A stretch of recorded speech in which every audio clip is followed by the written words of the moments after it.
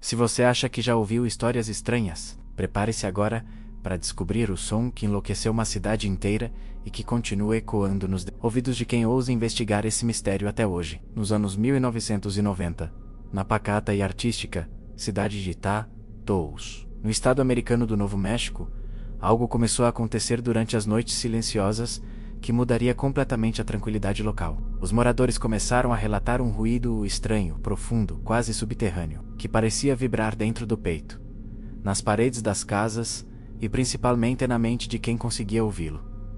Ele não vinha de carros, de fábricas ou de máquinas, não vinha do vento, das montanhas, nem dos desertos que cercam a região. O som simplesmente aparecia um zumbido contínuo, grave, persistente, na CLU, que ficaria conhecido como The Taos, um dos fenômenos mais enigmáticos e perturbadores da história moderna. O som era descrito como algo entre um motor distante, uma turbina inquieta e uma vibração metálica invisível que parecia atravessar o ar e se instalar nos ossos. Alguns diziam que lembrava o ronco constante de um grande caminhão parado na porta de casa a menos.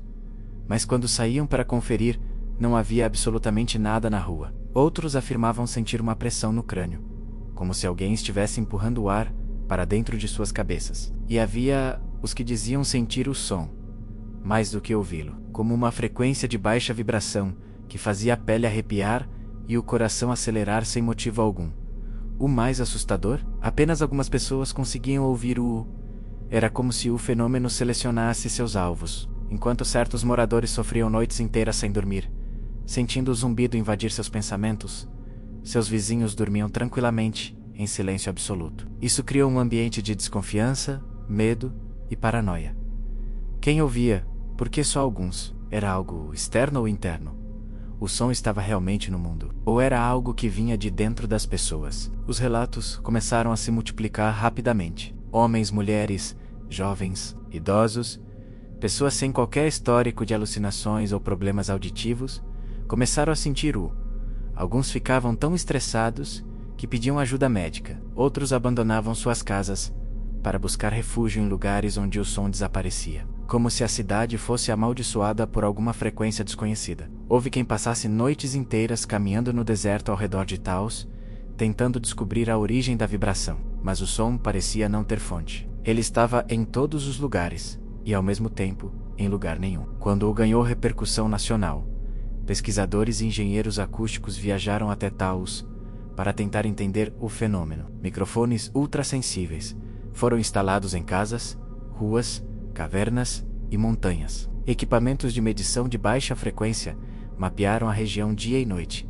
Nada, nenhuma explicação plausível, nenhum ruído detectável que correspondia ao som relatado pelos moradores. O era real demais para ser ignorado, mas invisível demais para ser capturado pela tecnologia da época. Enquanto isso, teorias começaram a surgir. Algumas eram científicas, buscando explicações racionais. Outras eram mais obscuras, mergulhando naquilo que os moradores mais temiam: a possibilidade de que o não fosse apenas um fenômeno acústico, mas algo muito mais profundo e perturbador. Uma das teorias científicas sugeria que o poderia ser causado por ondas de baixa frequência vindas de operações industriais distantes, talvez mineradoras ou geradores elétricos. A questão é que nada parecido existia em um raio suficientemente próximo para justificar o som. Além disso, se fossem ruídos industriais, todos deveriam ouvir, não apenas um grupo seleto de pessoas. Outra hipótese era que o fosse gerado por terremotos microscópicos, pequenos tremores tectônicos subterrâneos,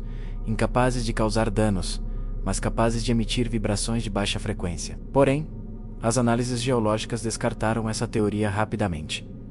Não havia atividade sísmica incomum na região. A teoria mais inquietante era a das ondas de rádio de baixa frequência, supostamente geradas por projetos governamentais secretos. Alguns moradores juravam que o era uma espécie de teste militar com tecnologia de controle mental ou de vigilância, que por algum motivo alcançava mais fortemente apenas certos cérebros sensíveis. Apesar de parecer loucura para muitos, essa teoria ganhou força, porque o governo se recusava a dar qualquer informação concreta sobre testes acústicos ou de frequência realizados no deserto naquela época. E então havia a teoria mais sombria de todas, a de que o não era humano, de que algo subterrâneo, algo antigo, Algo que sempre esteve ali sob as montanhas e desertos do Novo México, finalmente havia despertado. Alguns moradores relatavam sentir não apenas o som, mas uma presença, uma sensação de estar sendo observado. Olhos invisíveis no escuro, como se o não fosse um ruído,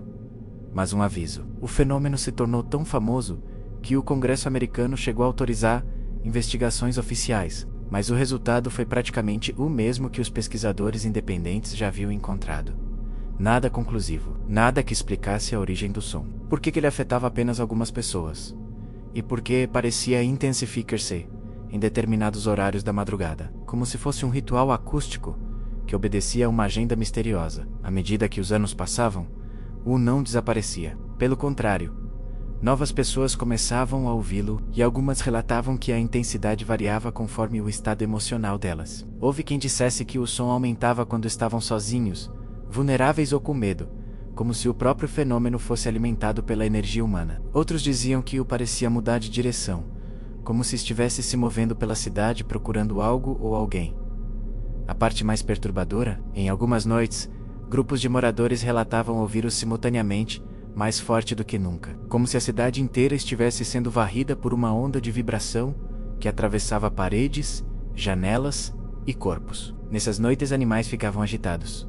Cachorros uivavam sem parar, pássaros voavam desorientados. E, ainda assim, nenhum equipamento conseguia registrar nada fora do normal. O digital se tornou um marco na cultura popular, aparecendo em documentários, filmes e livros. Mas para quem viveu o fenômeno, ele não era entretenimento, era tormento, era medo, era a sensação de que havia algo profundamente errado na cidade. Algo que estava ali mesmo quando tudo parecia silencioso. Muitos moradores que ouviam o desenvolveram insônia crônica, ansiedade, dores de cabeça persistentes e até depressão. Alguns deixaram Taos para sempre, jurando que nunca mais voltariam. Hoje, décadas depois, o ainda é relatado não apenas em Taos, mas em várias partes do mundo. Mas Taos continua sendo o epicentro simbólico desse mistério. Ainda há pessoas que afirmam sentir-lo ao visitar a cidade. Ainda há moradores que dizem que o som nunca desapareceu, menos apenas aprendeu a se esconder melhor. E isso levanta a pergunta mais inquietante de todas. O é um som, ou é algo que está tentando se comunicar? A verdade é que ninguém sabe, e talvez nunca saibam. Mas uma coisa é certa.